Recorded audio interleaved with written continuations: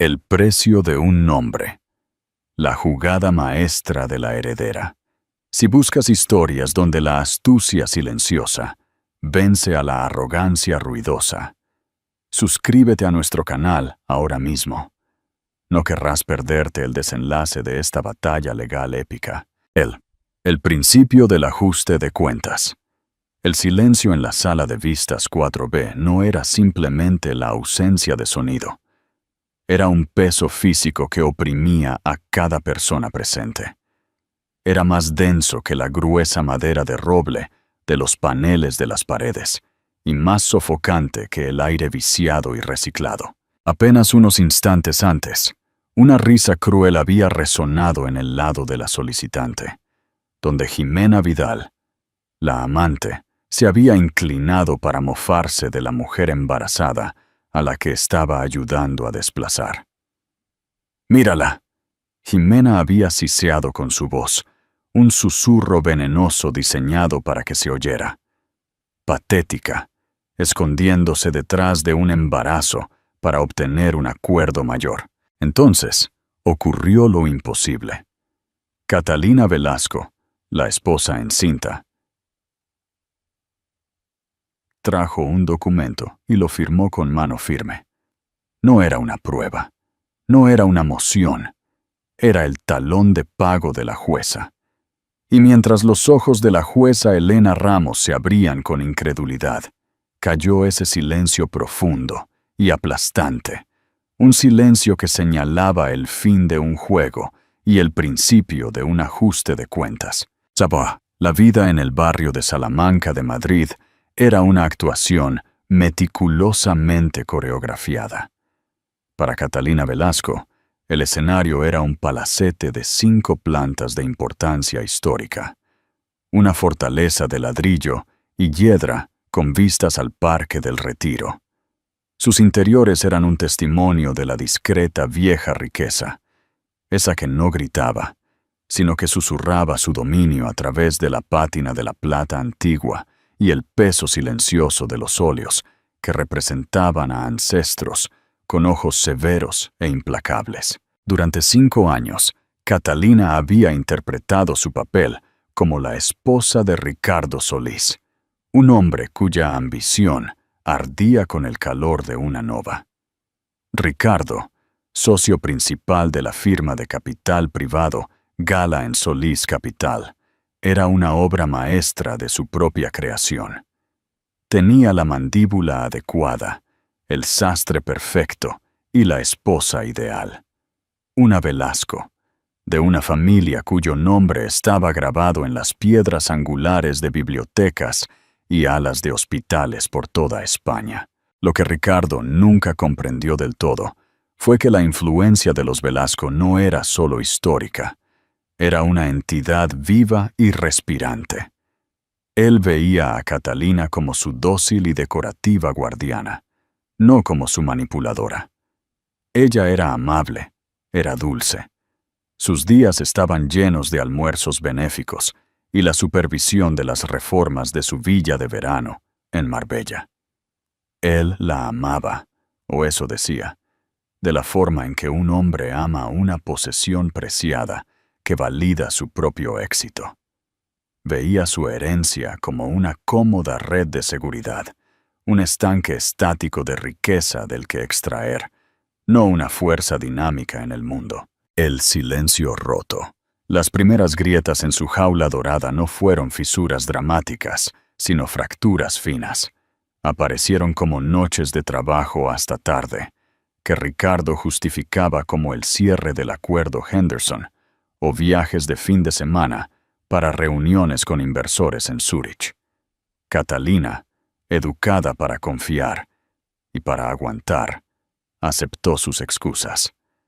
Ella lo esperaba despierta, el personal despedido por la noche, dejando la cavernosa casa llena del tic-tac de un reloj de pie, que parecía estar descontando el tiempo hasta una conclusión inevitable.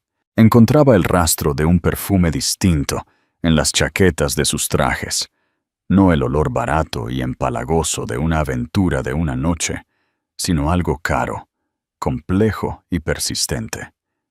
Era el olor de una rival, no de un simple desliz. El embarazo fue un secreto que guardó durante 8 semanas, una frágil perla de esperanza. Imaginó decírselo a Ricardo. Se imaginó su sorpresa fingida, que se derretiría en una alegría genuina. El bebé como un ancla que podría apartarlo del precipicio de su ambición y devolverlo a su hogar. Planeó una cena. Su plato favorito de vieiras a la plancha con risotto. Una botella de Burdeos añejo decantándose y respirando en la alacena de caoba. Esa fue la noche en que las fracturas destrozaron completamente los cimientos. Él llamó a las 7, con la voz tensa y apresurada. «Kate, lo siento mucho. El trato se está viniendo abajo. Tendré que pasar toda la noche con el equipo. No me esperes despierta». La decepción, fría y familiar, se instaló en su estómago. Cenó sola en la mesa de comedor de 4 metros, los 2 sitios vacíos burlándose de ella. Más tarde, incapaz de dormir, deambuló hasta su despacho en casa. Una habitación revestida de cerezo oscuro que siempre olía a cuero y a logro. Buscaba un libro sobre nutrición prenatal que creía haber visto allí. Su mano rozó su maletín, que, de forma inusual, había dejado desabrochado. Una carpeta, delgada e inofensiva, reposaba encima. No era un memorando de acuerdo. Era una confirmación de reserva. Una suite en el Hotel Ritz de Madrid, para 2 noches a partir de esa misma tarde. El nombre en la reserva junto al suyo no era el de un cliente, ni el de un colega. Era Jimena Vidal. Catalina conocía el nombre. Jimena era una analista junior en una firma rival, una mujer cuya reputación de networking agresivo era legendaria.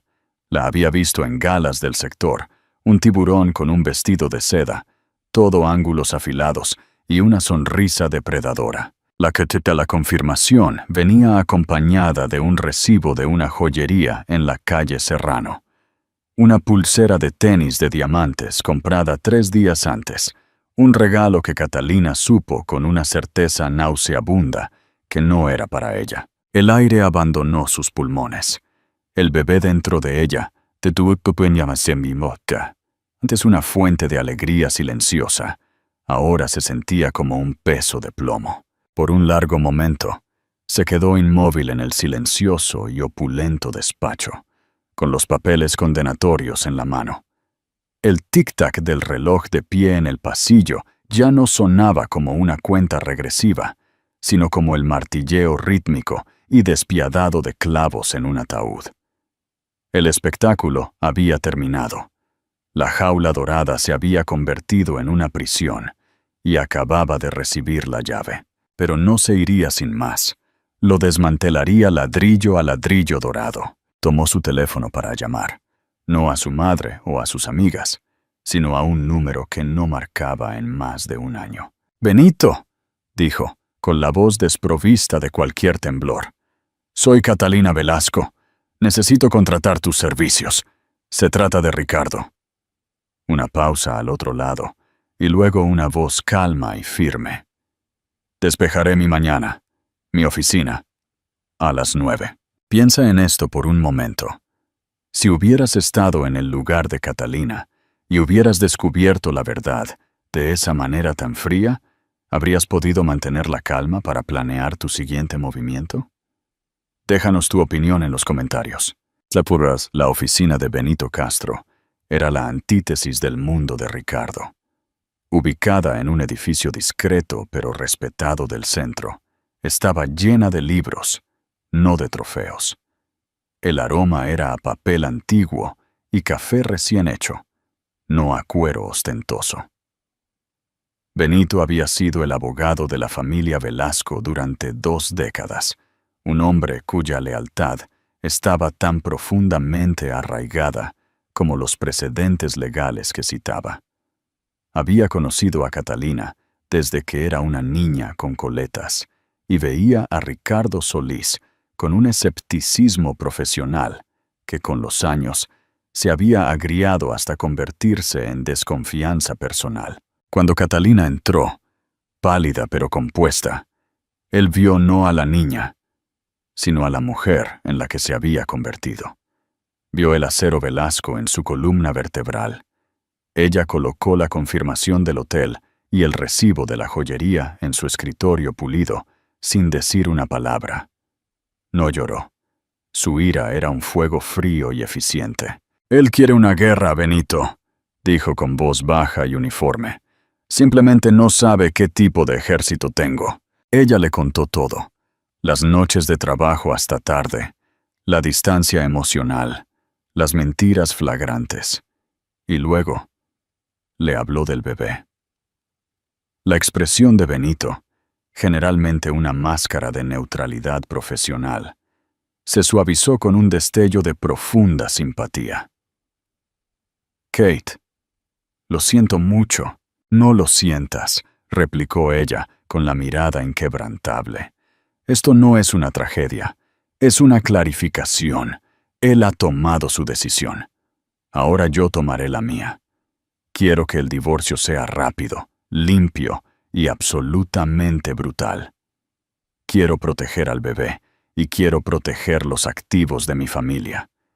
Él ha mezclado sus fondos empresariales con mi herencia de maneras que solo ahora empiezo a sospechar que son indebidas». Durante las siguientes 3 horas, trazaron la estrategia. Benito explicó las sombrías realidades de un divorcio de alto patrimonio en España. Ricardo, como su marido durante 5 años, tendría derecho a una parte significativa del patrimonio conyugal. Sus abogados argumentarían que su genio financiero había hecho crecer su riqueza, ignorando convenientemente que el capital inicial para su firma, Gala en Solís, había provenido directamente de un fideicomiso familiar Velasco al que Catalina le había concedido acceso. «Él luchará sucio», advirtió Benito. «Intentará pintarte como emocionalmente inestable, como una derrochadora. Cualquier cosa para disminuir tu reclamación y tu carácter». «Que lo intente», dijo Catalina. «Él cree que está luchando contra una dama de sociedad. Ha olvidado que tengo una licenciatura en finanzas de IE Business School y que formo parte del consejo de la fundación». Este era su as bajo la manga. La verdad que Ricardo siempre había logrado pasar por alto convenientemente. Catalina no era solo una heredera. Era la presidenta en funciones de la Fundación Velasco Echevarría, un gigante filantrópico con una dotación multimillonaria.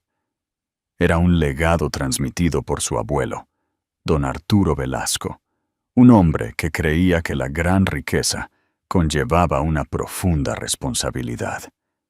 La fundación financiaba desde investigación médica hasta programas de arte y, crucialmente, iniciativas de reforma judicial y educación continua en todo el estado.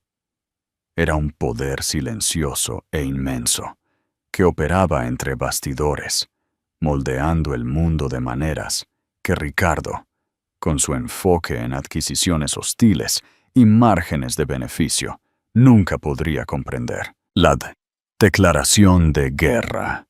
El enfrentamiento con Ricardo ocurrió 2 días después.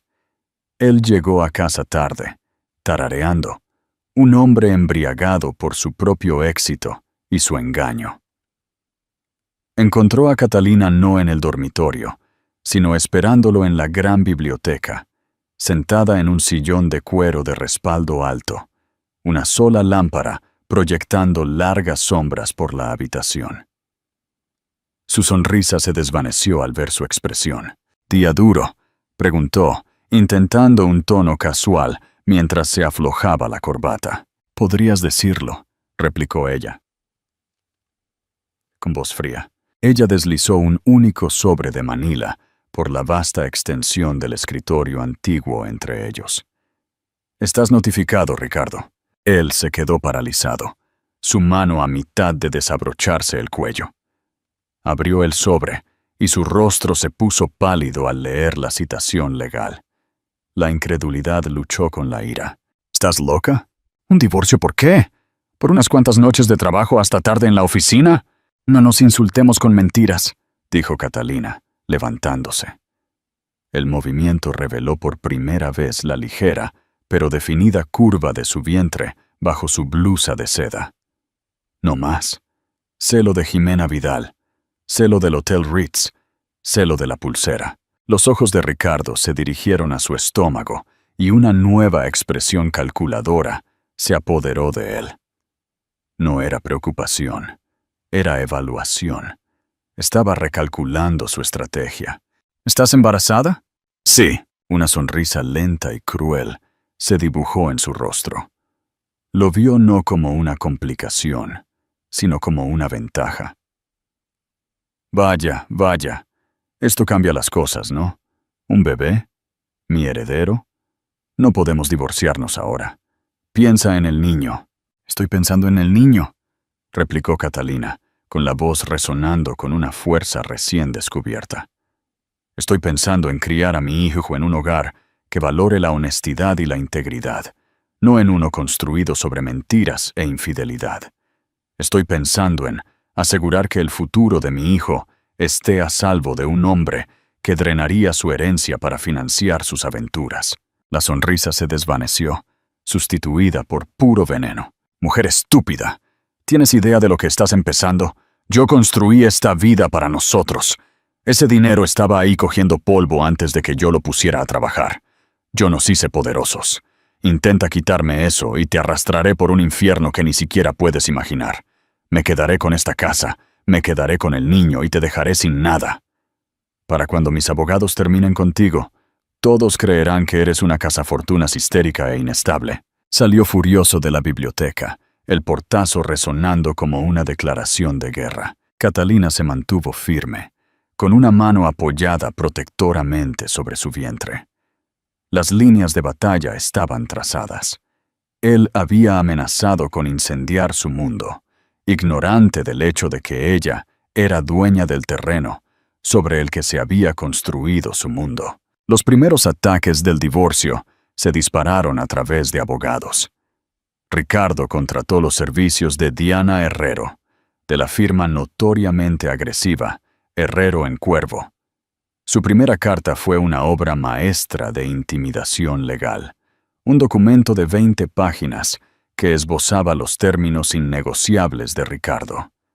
Exigía la propiedad exclusiva del palacete de Salamanca, la villa de Marbella, el 60% de todos los activos líquidos y, lo más audaz de todo, la custodia física primaria del niño por nacer con una moción para cuestionar la paternidad, a menos que Catalina se sometiera a sus términos. Es una táctica clásica de shock y pavor, explicó Benito Castro por teléfono, su voz como un bálsamo de calma contra el texto incendiario. Está intentando asustarte para que aceptes un acuerdo rápido y desfavorable. Logró asustarme con su audacia, replicó Catalina con sequedad. Pero no logró asustarme. Mientras los abogados intercambiaban correspondencia cada vez más hostil, Ricardo y Jimena iniciaron una campaña de guerra psicológica. De repente, eran la pareja más visible de Madrid. Aparecieron fotografías en las columnas de sociedad de ellos, cenando en restaurantes exclusivos, riendo en galas benéficas, eventos a los que Catalina y Ricardo solían asistir juntos. Jimena recurrió a las redes sociales, publicando provocaciones apenas veladas. Una foto de su muñeca, adornada con la nueva pulsera de tenis de diamantes, con la leyenda: algunos hombres sí saben apreciar a una mujer. Una toma de ella bebiendo champán en un jet privado, etiquetada en un aeródromo que Ricardo usaba a menudo por negocios, con la leyenda: por los nuevos comienzos y dejando el pasado atrás. Cada publicación Era un alfilerazo calculado para desbaratar la compostura de Catalina. Sus amigas llamaron. Sus voces una mezcla de preocupación y curiosidad morbosa. Ella desvió cortésmente sus preguntas, manteniendo un digno silencio público. En privado, sin embargo, el estrés era una presencia constante y corrosiva. Las náuseas matutinas eran implacables y el peso de la batalla legal se sentía inmenso. Había noches en que se quedaba despierta, las amenazas de Ricardo resonando en la oscuridad. Una astilla de miedo perforando su determinación. ¿Tenía razón? Podría poner al mundo en su contra. Su fuerza provenía de dos fuentes. La primera era las pataditas silenciosas y revoloteantes que acababan de empezar en su vientre, un recordatorio de la vida por la que estaba luchando. La segunda era su trabajo en la Fundación Velasco Echevarría. Mientras Ricardo alardeaba de su aventura, Catalina presidía reuniones de la Junta, aprobando subvenciones multimillonarias para la investigación del cáncer y finalizando la financiación de un nuevo programa de arte. Su trabajo era una fuerza de anclaje, un recordatorio de su verdadera identidad, más allá de la de esposa de Ricardo Solís. Era su poder, su propósito y la fuente del arma que ella y Benito estaban preparando silenciosamente. Contrataron un equipo de contables forenses que comenzó el minucioso proceso de desenredar las finanzas de Ricardo. Lo que descubrieron era peor de lo que Catalina había sospechado. Ricardo no solo había utilizado su fideicomiso como capital inicial, sino que lo había utilizado como su fondo personal. Había aprovechado los activos respaldados por Velasco para asegurar préstamos riesgosos. Había canalizado los rendimientos de inversión relacionados con la fundación a sus propias cuentas privadas. Y había pasado por gastos personales fastuosos, viajes con Jimena, regalos caros, como costos comerciales para gala en Solís. Era un parásito financiero, y la escala de su malversación.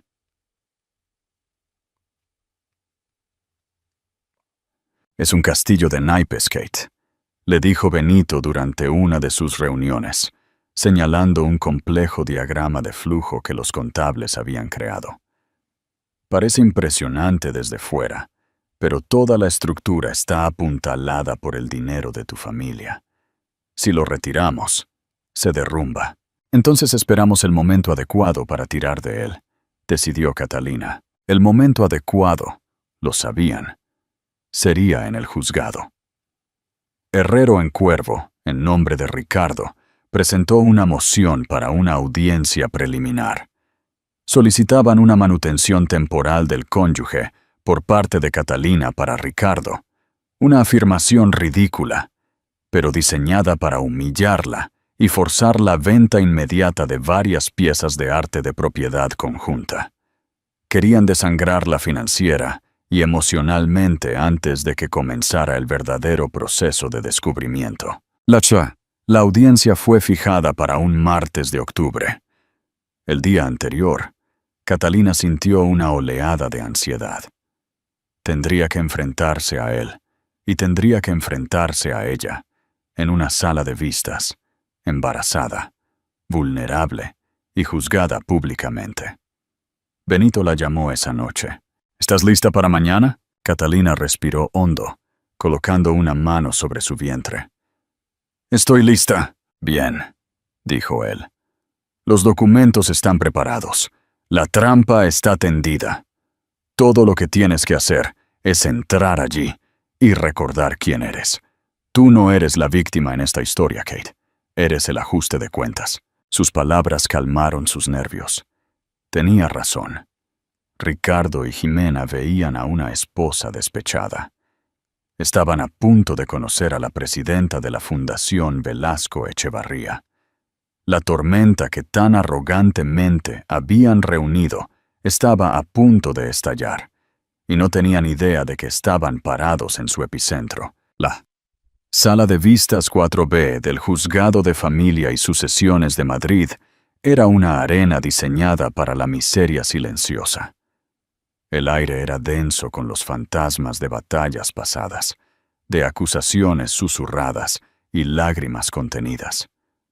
Los bancos de madera eran duros e implacables, y las luces fluorescentes proyectaban un resplandor estéril y poco favorecedor sobre todos. Para Catalina, entrar se sintió como subir a un escenario para una obra de teatro de la que nunca deseó formar parte. Los vio de inmediato. Ricardo y Jimena Vidal estaban sentados en la mesa del solicitante con su abogada, Diana Herrero. Ricardo vestía su traje más seguro, un hecho a medida, gris carbón, que gritaba, «Amo del universo». Parecía bronceado y descansado. A su lado, Jimena era una visión de triunfo engreído. Iba vestida con un vestido rojo sangre, afilado, un contraste marcado y deliberado con el conservador vestido de maternidad azul marino de Catalina. Ella se inclinó para susurrar algo al oído de Ricardo, y él se rió entre dientes, sin siquiera molestarse en mirar en dirección a Catalina. Era una actuación de desprecio absoluto. Catalina tomó asiento junto a Benito Castro, con la espalda recta como un palo. Mantuvo los ojos fijos hacia adelante, negándose a participar en su exhibición teatral. Podía sentir la mirada de Jimena sobre ella, un escozor físico en su piel. Se concentró en su respiración, en la pequeña vida que pateaba suavemente dentro de ella. «Estoy aquí por ti», pensó. «Esto es por nosotros».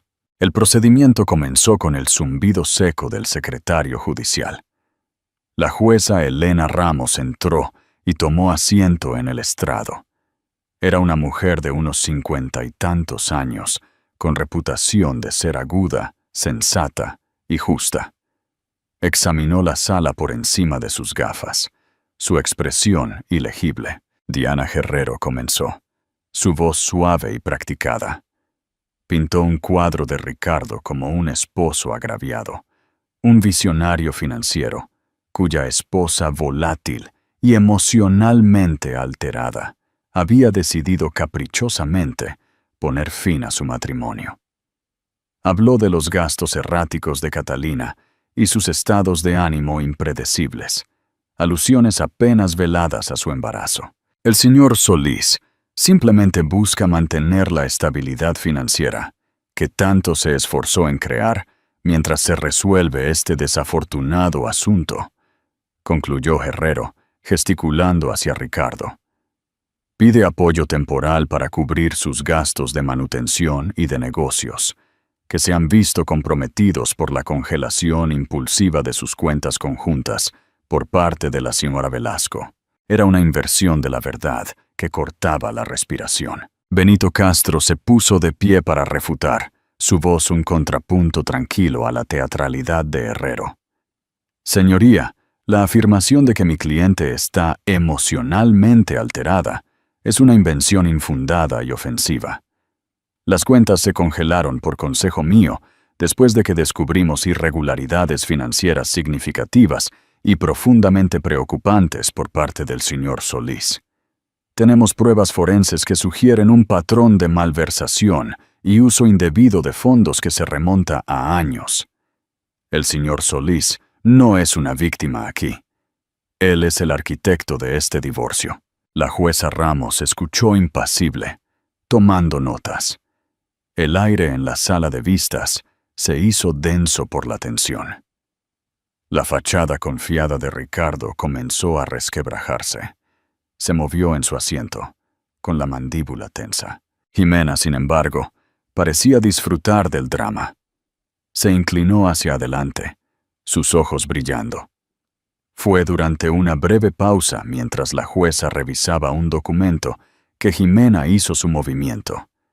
Se inclinó sobre la mesa hacia Ricardo, pero su susurro fue intencionadamente alto, un susurro teatral, diseñado para llegar a la mesa de Catalina.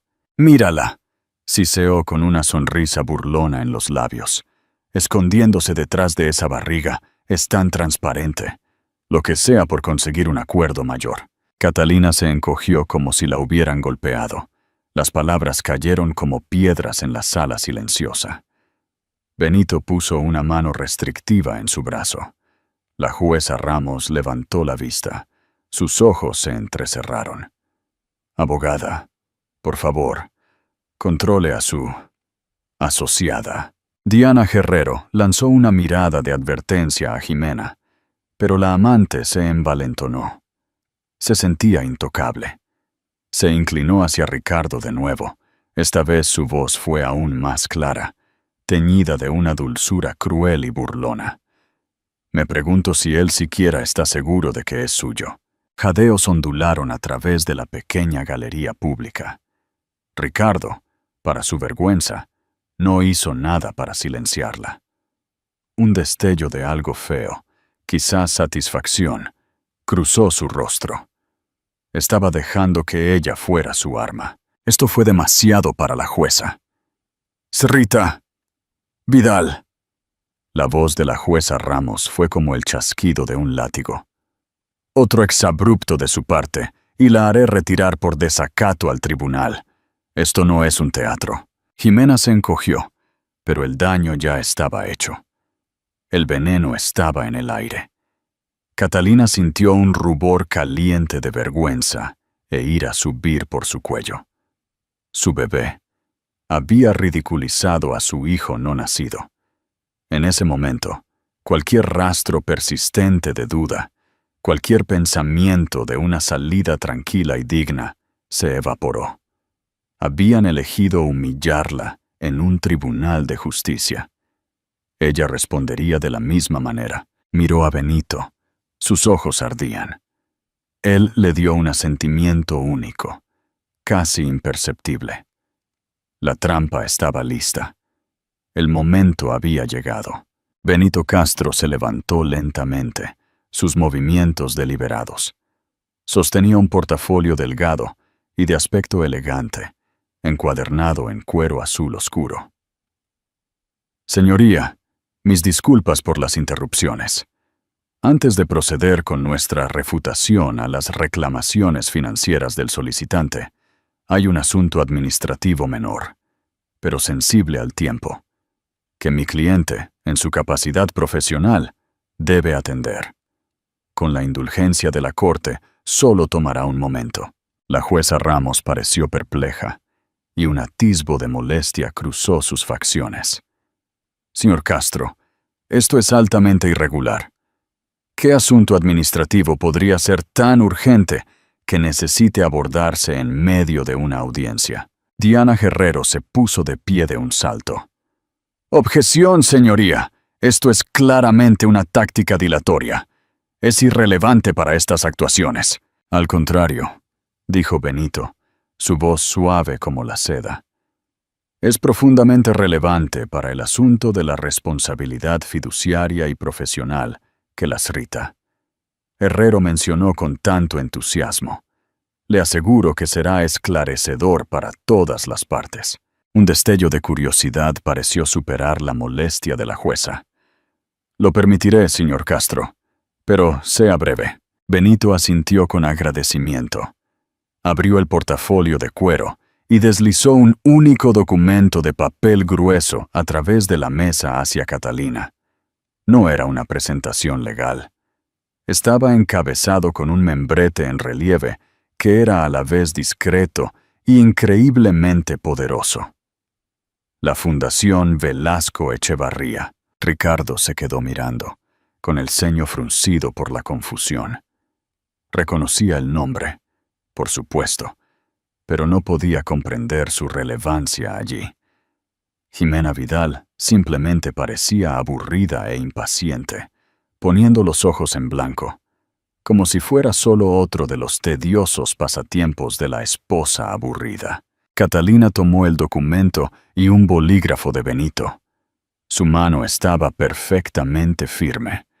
Su corazón martilleaba contra sus costillas, pero por fuera era la imagen de la autoridad tranquila. Benito dirigió su atención de nuevo a la jueza. Señoría, como usted sabe, las fundaciones filantrópicas tienen plazos y deberes fiduciarios que deben cumplirse. Este documento es la autorización final para el desembolso de la subvención del cuarto trimestre para un programa que financiamos. Requiere la firma de la presidenta de la junta directiva. Dejó que el título flotara en el aire por un segundo antes de continuar. La subvención específica en cuestión es para la financiación continua de un programa de extensión judicial, uno que proporciona tutoría y recursos para jueces recién nombrados en todo el estado. Es un programa del que estamos particularmente orgullosos. Se llama la Iniciativa Ramos para la Equidad Judicial. La jueza, Elena Ramos, se congeló. Su pluma dejó de moverse. Lentamente levantó la cabeza, sus ojos fijos en los de Benito. El nombre del programa, su programa, el que ella había defendido, el que era su proyecto apasionado fuera de sus deberes oficiales, acababa de ser pronunciado en voz alta. El programa para el que ella personalmente había asegurado financiación hace años de una gran fundación anónima. La Fundación Velasco Echevarría. ¿La misma?, preguntó la jueza, con la voz apenas un susurro. La mismísima, confirmó Benito suavemente. Luego hizo un gesto hacia Catalina, que estaba preparada con el bolígrafo sobre la línea de la firma. Catalina Velasco, como presidenta, es la firmante final de todos los desembolsos importantes, incluyendo, señoría, los que financian su iniciativa. Silencio. Descendió sobre la sala de vistas como algo físico, espeso y absoluto. Era un silencio lleno del sonido frenético y chirriante de engranajes girando en la mente de todos. Ricardo Solís se puso blanco como una sábana. Su mandíbula colgaba. Miró del documento a Catalina, a la jueza, su cerebro luchando por conectar los puntos. La esposa tranquila y dócil de la que se había burlado y subestimado. El trabajo benéfico que había descartado como un pasatiempo frívolo. De repente, estaba comenzando a comprender horriblemente. La expresión engreída de Jimena Vidal se disolvió en una confusión boquiabierta. Esto no tenía sentido. Esto no era parte del guión. Se suponía que las esposas debían llorar, no firmar papeles de aspecto importante en medio de su propia humillación. El rostro de la jueza Ramos era una máscara de asombro absoluto y un horror incipiente. La situación estaba de repente imposiblemente comprometida.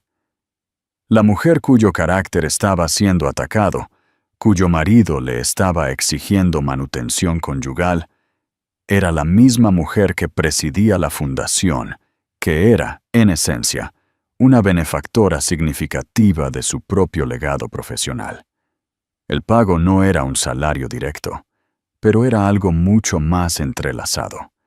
Una subvención que financiaba el trabajo más cercano a su corazón. Con un trazo tranquilo y deliberado del bolígrafo, Catalina firmó su nombre.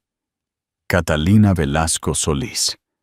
El suave rasguño de la punta sobre el papel fue el único sonido en el silencio cavernoso.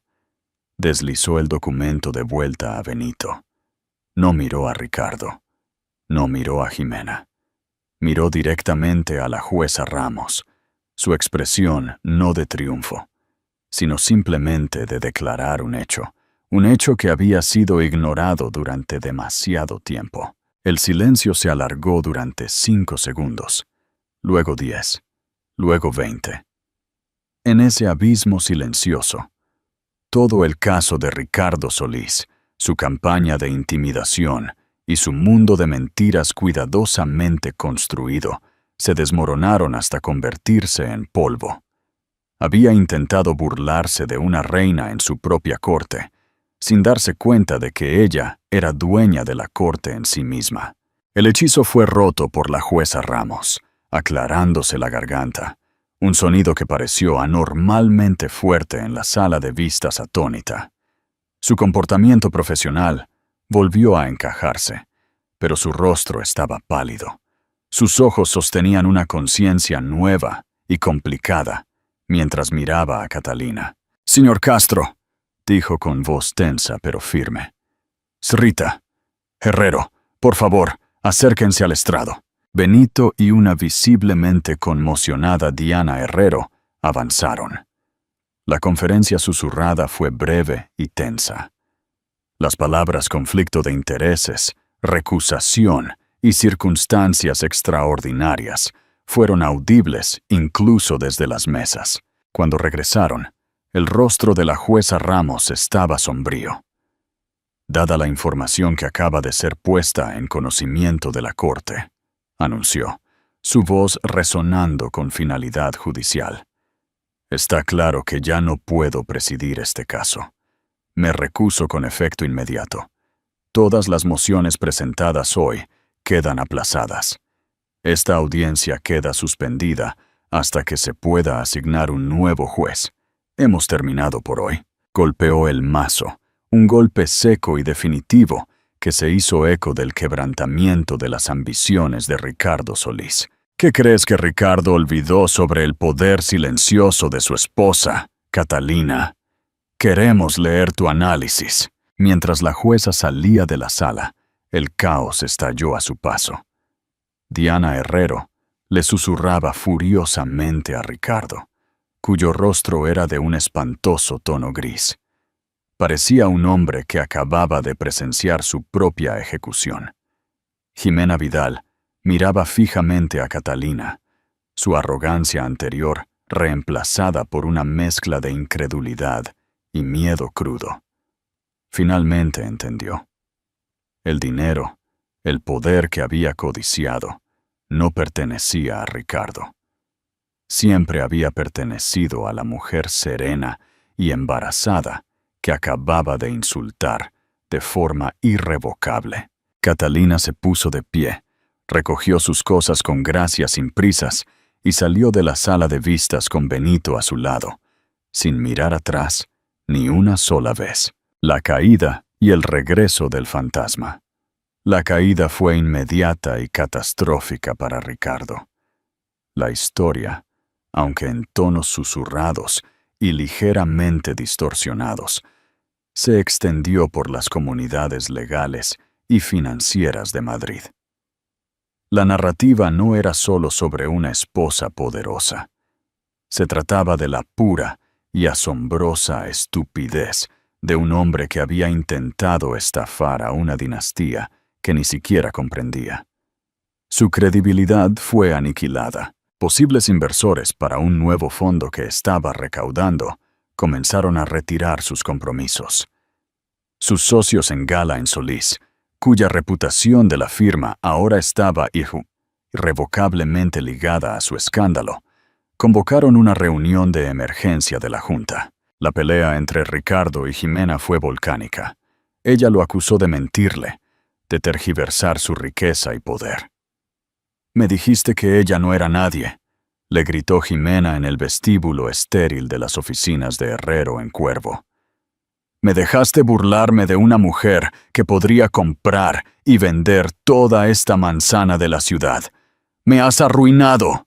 «Te arruinaste a ti misma», le gruñó él, su propio terror manifestándose como rabia.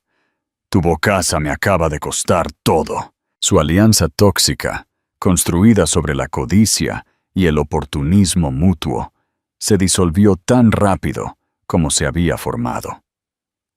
Jimena desapareció de su vida en una semana, pero el daño que había ayudado a causar fue permanente. Con la recusación de la jueza Ramos, el caso fue asignado a un nuevo juez, el juez Peña, un viejo jurista severo con cero tolerancia a los juegos. Empoderado por el cambio en el impulso, Benito Castro pasó a la ofensiva. Presentó mociones para obligar a divulgar las finanzas completas y sin censura de Gala en Solís. Citó años de extractos de tarjetas de crédito personales y corporativas de Ricardo informes de gastos y registros de viajes. El informe del contable forense cayó sobre el escritorio del juez Peña, como una bomba. Detallaba con un detalle insoportable e irrefutable cómo Ricardo había defraudado sistemáticamente tanto a su esposa como a su propia empresa. Había creado empresas fantasma para ocultar activos, canalizado dinero destinado a inversiones, a cuentas offshore, y utilizado el fondo fiduciario inicial de Catalina como garantía para una serie de empresas de riesgo desastrosas que había ocultado a todos. No era solo un mujeriego, era un criminal común, con un traje hecho a medida. Ante la evidencia, y con la inminente amenaza de una investigación federal separada por fraude y malversación, la posición de Ricardo colapsó. Diana Herrero, dándose cuenta de que su cliente era radioactivo, le aconsejó que llegara a un acuerdo y que lo hiciera rápidamente. Las negociaciones del acuerdo no fueron una negociación en absoluto, fueron una rendición. Catalina, a través de Benito, dictó los términos. Ricardo no obtendría nada. Cedería todos los derechos sobre el palacete de Salamanca, la villa de Marbella y todos y cada uno de los activos vinculados a la Fundación Velasco Echevarría o a los fideicomisos familiares de Catalina. Se vería obligado a liquidar sus acciones en Gala en Solís para pagar el dinero que había malversado. Se le quitaría el apellido Solís de la firma que cofundó. La paternidad del niño ya no se cuestionaba. Era un hecho al que estaría legalmente obligado, con la manutención de los hijos calculada en base a sus nuevas y drásticamente reducidas circunstancias. Se quedó con una fracción de lo que alguna vez tuvo. Su reputación, en ruinas, su carrera, terminada, y enfrentándose a la posibilidad muy real de ser procesado.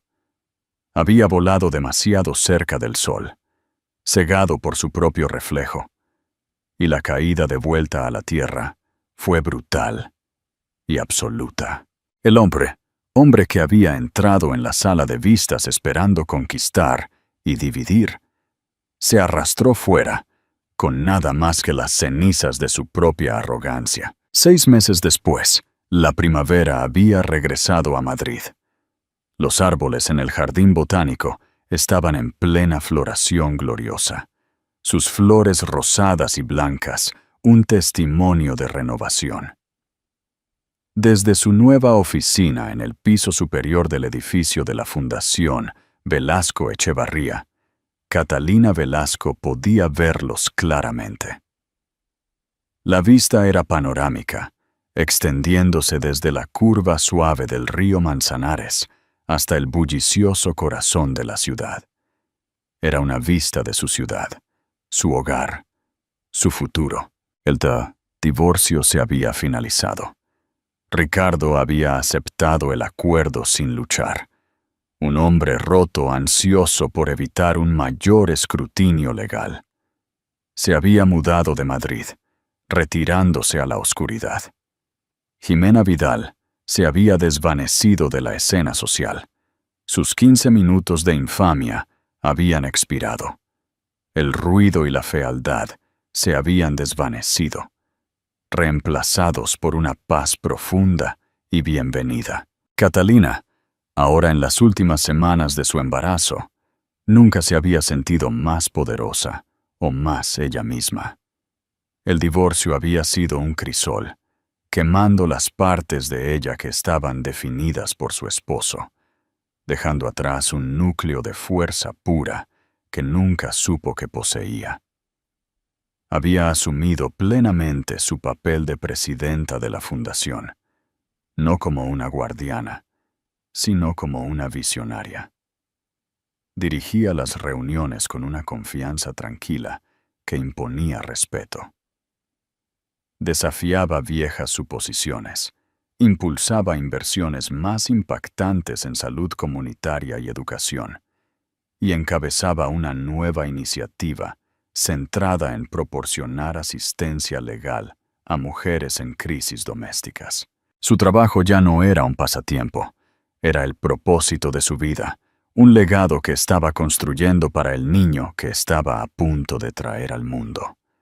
Sus colegas de la Junta, que una vez la vieron como la gentil nieta de don Arturo Velasco, ahora la veían como su verdadera heredera. Una líder con su mente estratégica y su propia compasión única. Benito Castro seguía siendo su asesor y amigo de confianza.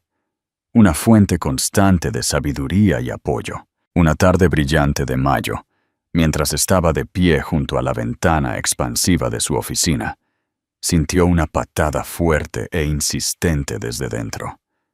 Ella sonrió, colocando ambas manos sobre su vientre redondo. Era una niña. Ya había elegido un nombre. Gracia. Hola, pequeña, susurró. Mira todo eso. Un día vamos a hacerlo aún mejor.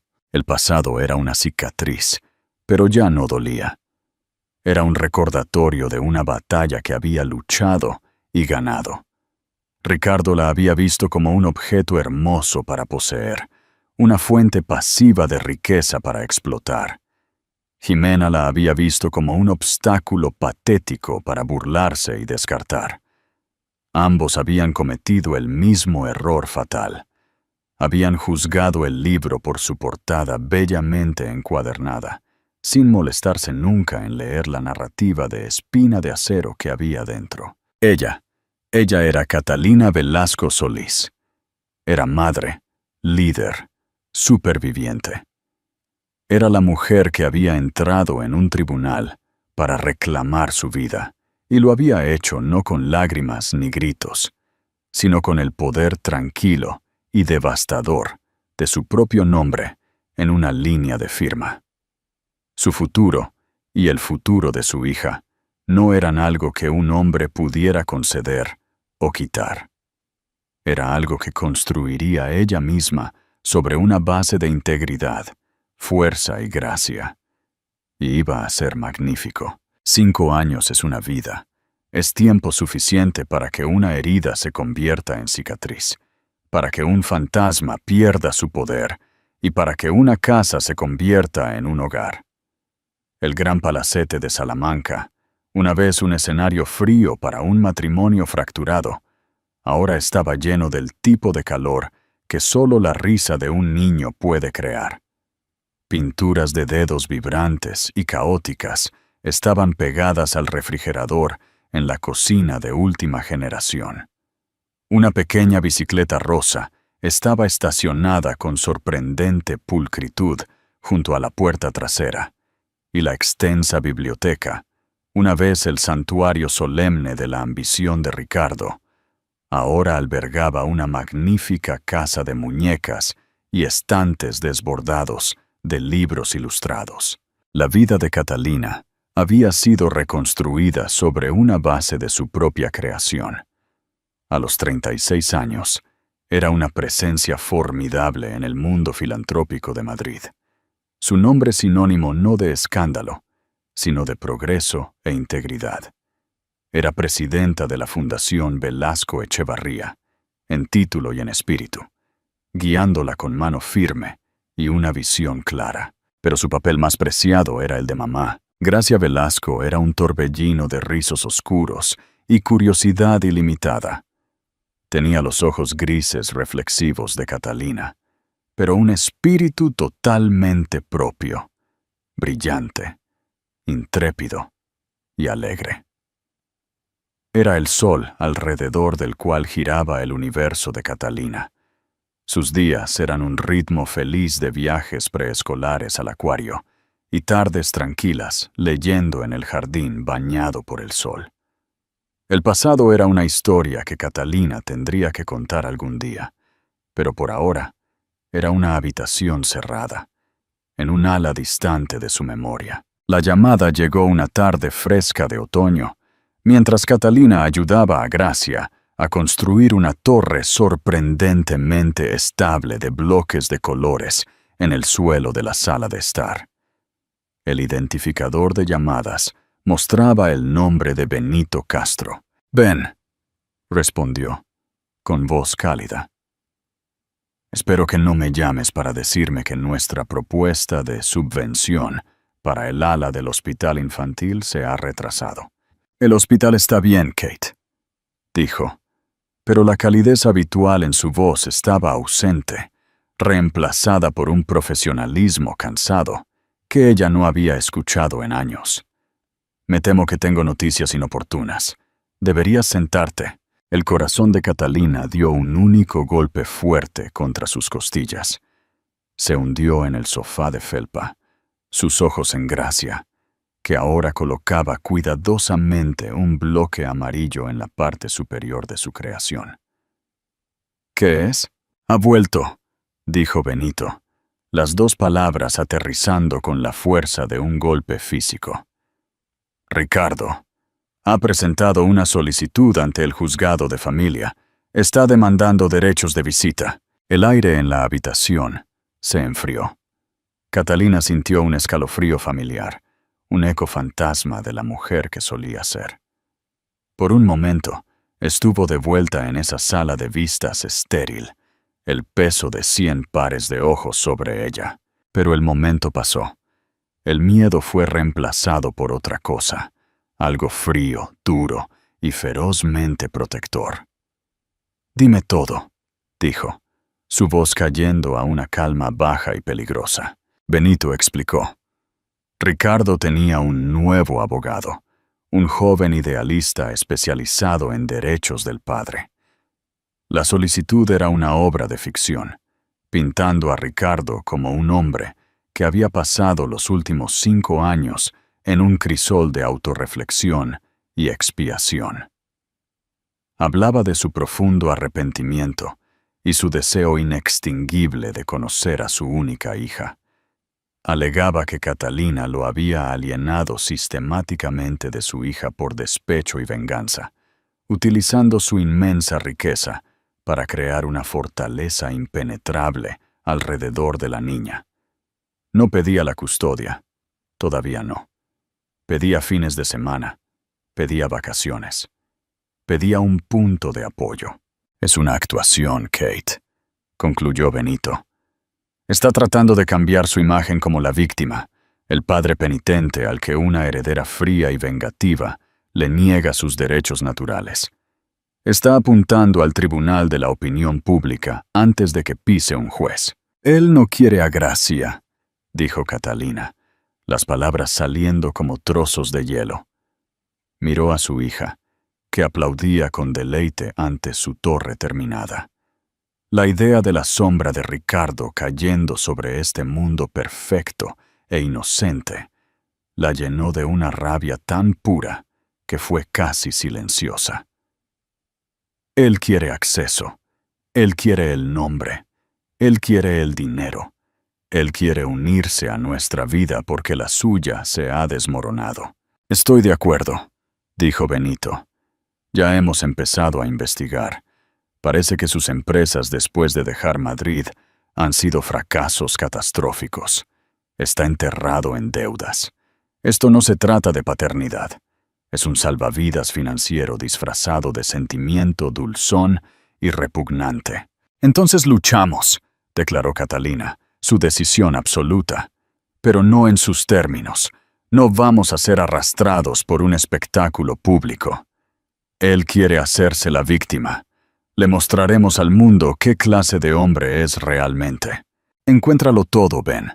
Cada negocio fallido, cada acreedor impagado, cada pequeño y sucio secreto que haya acumulado durante los últimos 5 años. Ha abierto la puerta a su pasado. Quiero que entres por ella y traigas de vuelta cada esqueleto que encuentres». Una semana después, Catalina asistió a una gala de recaudación de fondos para la Orquesta Sinfónica de Madrid. Era una obligación, pero una que solía disfrutar. Esa noche, sin embargo, su mente estaba en otra parte, cavilando sobre estrategias legales.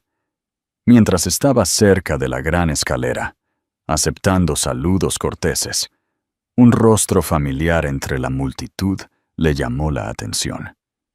Era Elena Ramos, la jueza que se había recusado en su caso de divorcio. Ahora estaba jubilada. Su cabello de un plateado más suave, las líneas duras de la autoridad judicial en su rostro reemplazadas por una relajada satisfacción. Por un impulso, Catalina se disculpó y se acercó. «Jueza Ramos», dijo en voz baja. Elena se giró, y una mirada de genuina y agradable sorpresa cruzó su rostro. «Señora Velasco, Catalina, qué alegría verte. Por favor, ahora soy solo Elena».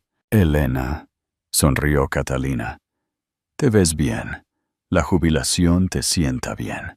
«Es más tranquilo, lo cual no me importa», respondió Elena, sus ojos brillando. Se quedaron en un silencio cómodo por un momento, la orquesta afinando al fondo. Entonces la expresión de Elena se volvió más seria. «A menudo pienso en ese día en tu audiencia», admitió, su voz baja. «En más de 30 años en el estrado, nunca me quedé tan completamente a ciegas. Fue una lección, un recordatorio de que nunca se puede conocer realmente la historia completa de las personas que se presentan ante ti. Manejaste una situación imposible, con un nivel de gracia y fuerza que rara vez he visto». «Gracias, Elena», dijo Catalina, profundamente conmovida. «Eso significa mucho». «Seguí tu trabajo con la Fundación Velasco Echevarría», continuó Elena. «La iniciativa de equidad judicial está prosperando. Has hecho cosas notables. Convertiste lo que podría haber sido un momento amargo y definitorio de tu vida en una nota al pie. Eso es verdadero poder». Hablaron durante unos minutos más, dos mujeres conectadas por un único momento dramático en el tiempo. Mientras Catalina se alejaba, sintió un renovado sentido de propósito. Las palabras de Elena fueron una confirmación. Ella no era la mujer que había sido ridiculizada y victimizada. Ella era la mujer que había sobrevivido, que había construido una vida mejor, que se había ganado su paz. Y se iría al infierno si permitía que Ricardo Solís se la robara a ella o a su hija. La evidencia que los investigadores de Benito compilaron fue aún más condenatoria de lo que habían esperado. Los 5 años de exilio de Ricardo habían sido un patético recorrido de esquemas de criptomonedas fallidos, una desastrosa incursión en el desarrollo inmobiliario en la Costa del Sol, que terminó en demandas y un rastro de promesas rotas y puentes quemados. Estaba viviendo en un condominio alquilado en Gibraltar, conduciendo un coche arrendado y era perseguido por al menos 3 acreedores diferentes. No solo estaba arruinado, era un paria. La pieza final del rompecabezas fue una serie de correos electrónicos adquiridos legalmente de un ex socio comercial descontento, en los que Ricardo exponía explícitamente su estrategia. «La niña es el billete de oro», había escrito. «Una vez que obtenga las visitas, la prensa estará encima. La simpatía fluirá. Un fideicomiso Velasco para su educación y bienestar es una certeza. Solo necesito meter el pie en la puerta. Ella será mi camino de vuelta a la solvencia». Era el arma humeante. Era frío, calculado y completamente desprovisto de cualquier sentimiento paternal. Benito organizó una reunión, no con Ricardo, sino con su joven y talentoso abogado. Se reunieron en la tranquila oficina llena de libros de Benito. Catalina no estuvo presente. Su presencia no era necesaria. Esto era una ejecución, no una negociación. Benito dejó que el joven abogado hiciera su apasionada declaración de apertura sobre los derechos del padre. Escuchó pacientemente. Cuando terminó, Benito deslizó un grueso archivo encuadernado sobre el escritorio pulido. Esto es lo que su cliente ha estado haciendo durante los últimos 5 años, dijo Benito con calma. Y esto, añadió, colocando una copia impresa de los correos electrónicos condenatorios encima, es por qué lo está haciendo. El rostro del abogado palideció mientras leía. El color desapareció de sus mejillas, su fervor idealista reemplazado por el horror incipiente de un hombre que se da cuenta de que ha sido tomado por tonto. Si procede con esta petición, continuó Benito, su voz sin dejar lugar a la discusión. Todo esto será presentado como prueba ante el tribunal. Se convertirá en un asunto de registro público. Su cliente no será visto como un padre penitente. Será visto como un estafador que intenta explotar a su propio hijo. Será humillado, y usted, por extensión, tendrá su reputación profesional irremediablemente empañada por su asociación con él. Dejó que eso se asimilara. Luego entregó el jaque mate final y elegante. Sin embargo, mi cliente no es una mujer vengativa. Simplemente desea proteger a su hija y su paz. Ella está dispuesta a facilitar una solución. Benito esbozó los términos. La Fundación Velasco Echevarría, como parte de su trabajo caritativo continuo, haría una importante donación anónima a un servicio de asesoramiento crediticio al consumidor sin fines de lucro. Ese servicio, a su vez, podría ofrecer un plan de condonación de deuda a varias personas, una de las cuales resultaría ser Ricardo. Sus deudas más aplastantes serían liquidadas. A cambio, Ricardo retiraría su petición de inmediato y firmaría un documento legalmente vinculante, renunciando a todos los derechos parentales sobre Gracia, ahora y para siempre. Desaparecería de sus vidas permanentemente. Tiene una opción, terminó Benito. Una vida tranquila y libre de deudas a cambio de su silencio, o una ruina muy ruidosa y muy pública. Lo que mi cliente le está ofreciendo no es un pago. Es una misericordia que no merece. Es el precio de su paz y de la de ella. El joven abogado, completamente derrotado, solo pudo asentir. 2 semanas después, el papeleo fue firmado. Ricardo Solís aceptó el trato, su codicia superando cualquier orgullo fabricado. Desapareció de nuevo, esta vez para siempre. Un fantasma finalmente exorcizado. Esa noche, Catalina estaba arropando a Gracia en la cama. La niña ya estaba medio dormida, sus rizos oscuros extendidos sobre la almohada. «Mamá», murmuró, sus ojos revoloteando abiertos por un momento. «Canta la canción de la estrella». Catalina sonrió, su corazón hinchado con un amor tan vasto que casi dolía. Se sentó en el borde de la cama y comenzó a cantar la letra suave y simple de «Estrellita, ¿dónde estás?». Mientras su voz llenaba la habitación tranquila, miró a la niña hermosa y perfecta que tanto se había esforzado por proteger. Había enfrentado a los demonios de su pasado, no con teatralidad judicial, sino con la fuerza tranquila e inquebrantable que había forjado en el fuego.